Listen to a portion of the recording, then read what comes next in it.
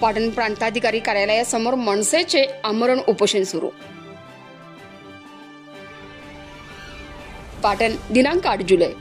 कराड चिपळूण महामार्गाच्या निकृष्ट कामासह इतर मागण्यांबाबत यापूर्वी केलेल्या आमरण उपोषणावेळी लेखी आश्वासन देऊनही राष्ट्रीय महामार्ग अधिकारी व प्रशासनाने आजपर्यंत कोणतीही पूर्तता न केल्याने संतापलेल्या मनसे सैनिकांनी पाटण तालुका महाराष्ट्र नवनिर्माण सेनेच्या वतीने तालुकाध्यक्ष गोरख नारकर यांच्या नेतृत्वाखाली पाटणमधील प्रांताधिकारी कार्यालयासमोर सोमवार दिनांक 7 पासून आमरण उपोषण सुरू केले आहे। दरम्यान हे आमचे 8वे उपोषण असून आता जोपर्यंत संबंधित कंपनीवर कारवाई केली जात नाही तो हे आमरण उपोषण चालूच राहील असा इशाराही गोरख नारकर यांनी पत्रकारांशी बोलताना दिला आहे। आणि याचा स्पेशल ग्राउंड रिपोर्ट घेतलाय आपले पाटण तालुका विभाग प्रतिनिधी नितीन खरेमोडे यांनी। डागडुजीचा जो कालावधी संपत आलेला आहे आणि त्याच्यातली जी कामं बाकी आहेत डागडुजीची, कारण ते पाटण रस्त्याची ती त्यांनी कामं पूर्ण करायची होती आणि अजूनही बाकी आहेत आणि त्याचा कालावधी वाढवायचा होता, तो वाढवण्याचं काम करायचं ते सुद्धा त्यांनी अद्याप केलेलं नाही।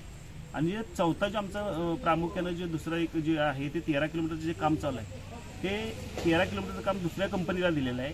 त्या कंपनीने गेले 15 दिवस रस्ता बंद करण्यात आला होता। आत्ता तो रस्ता बंद केला होता, ते चुकीच्या पद्धतीनं ठेकेदाराच्या चुकीच्या कामामुळे रस्ता बंद झाला होता।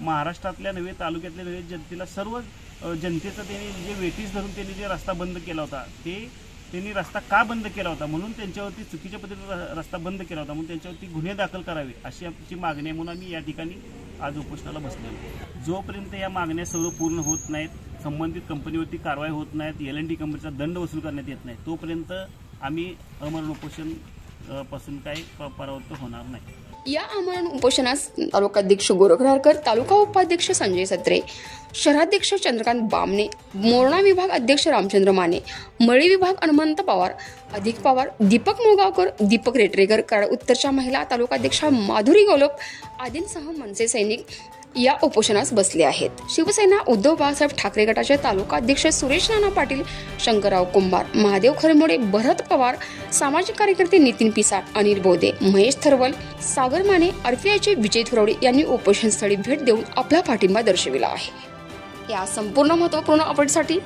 सतर्क इंडिया न्यूज पाटण तालुका विभाग प्रतिनिधी नितीन खरेमोडे सह संतोषी जगदाळे, सतर्क इंडिया न्यूज पाटण।